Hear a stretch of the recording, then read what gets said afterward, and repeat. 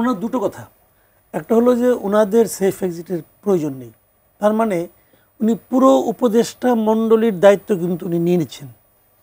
উনি যদি বলতেন ওনার কথা তাহলে সেটা এক ধরনের কথা ছিল, মানে পুরো উপদেষ্টা মণ্ডলীর দায়িত্ব নিচ্ছেন এইভাবে যে কারো সেফ এক্সিটের প্রয়োজন নেই। কিন্তু সেফ এক্সিটের যে কথাটা উচ্চারিত হয়েছিল নাহিদ ইসলামের কাছ থেকে প্রথম, তারপরে তারও আগে আপনার ডক্টর দেবপ্রিয় ভট্টাচার্য একবার কিন্তু একটা এই কথাটা বলেছিলেন, তারপর নাহিদ ইসলাম বললেন, তারপর সার্জিস আলম বললেন, তারা যে প্রসঙ্গে বলেছেন আসিফ নজরুল সাহেব এই কথাটা বলার মাধ্যমে তাদের সমস্ত অভিযোগগুলিকে উনি কিন্তু অস্বীকার করলেন। উনি সকলের দায়িত্ব কিভাবে নিলেন এটা আমি বুঝতে পারছি না, এবং উনি কি সকলের ব্যাপারে গ্যারান্টি দিতে পারবেন? আমার মনে হয় উনি একটু মানে এটা অতি সরলৌকিত একটা মন্তব্য করেছেন, যেটা নাকি ওনার মতো লোকের কাছ থেকে আমি আশাই করি নাই। ওনার কথা আমি আপনি কি ভাই তাহলে মনে করছেন যে আসলে উপদেষ্টাদের এমন কিছু কর্মকাণ্ড আছে যার জন্য উনি কি করে বুঝলেন ভবিষ্যতে সমস্যায় পড়তে হতে পারে? দেখেন উনি কি করে বুঝলেন যে সবাই খুব সৎ আছেন? উনি কি করে, উনি ওনারটা বুঝতে পারেন, উনি আর কাউরটা বুঝতে পারেন না। আপনি আমারটা জানেন না তো, আপনি আমার দায়িত্ব কি করে নেন? তো এগুলি তো হলো গিয়ে মানে অতি সরলীকৃত একটা মানে মন্তব্য নিয়ে করে পড়ছেন। পরিবর্তন কি আমরা দেখি নাই এই লোকগুলির মধ্যে? এই লোকগুলি কর্মকাণ্ড শোনেন, সেফ এক্সিট কি আপনি টাকা মারলেন এটি আপনার অপরাধ তা কিন্তু না। ওই যে পরের যে কথাটা উনি বললেন ওই কথাটা বলি, যে পুরো জাতির জন্য একটা সেফ এক্সিট দরকার। ওকে ফাইন, এই পুরো জাতির জন্য সেফ এক্সিটের তৈরি করার দায়িত্বটা কাকে দেওয়া হয়েছিল? ওনাদেরকে দেওয়া হয়েছিল। ওনারা গত 1 বছরে কি করছেন? এই প্রশ্ন তো উঠবে, গত 1 বছরে যে ভরসা করে আপনাদেরকে আমরা দায়িত্ব দিয়েছিলাম সেই দায়িত্বের কতটুকু আপনারা পালন করতে পেরেছেন? কতটুকু বলেন? যদি না পারেন আপনাদেরকে তো আমরা প্রশ্নের মুখে আনবো, এবং সেই প্রশ্ন থেকে আপনি কীভাবে বাঁচবেন এটাকে একবার চিন্তা করছেন? জাতির সেফ এক্সিট এই মুহূর্তে নির্ভর করছে এই উপদেষ্টাদের উপর, কারণ এই উপদেষ্টাদের আমরা ক্ষমতায় বসিয়েছি জাতিকে একটা সেফ এক্সিট দেখানোর জন্য। পারছে তারা?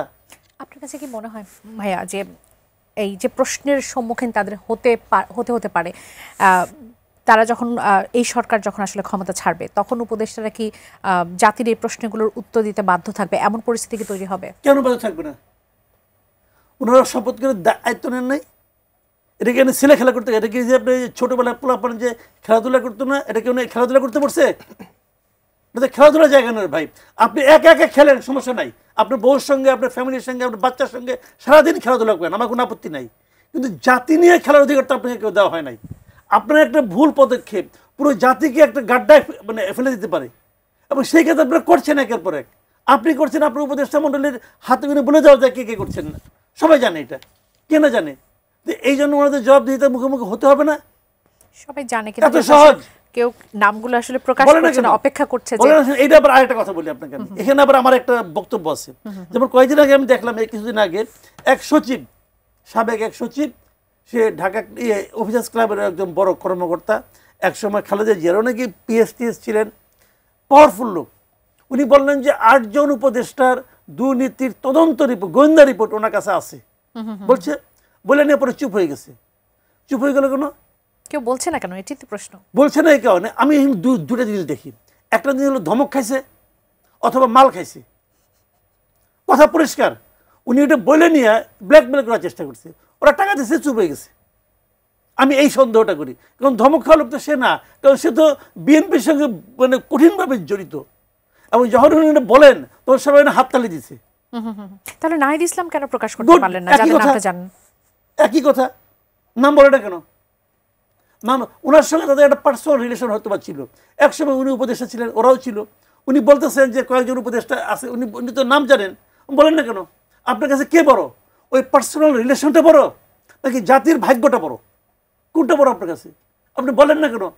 নাকি নেগোসিয়েশন করতেছেন, নাকি ধমক খাইছেন, নাকি মাল খাইছেন?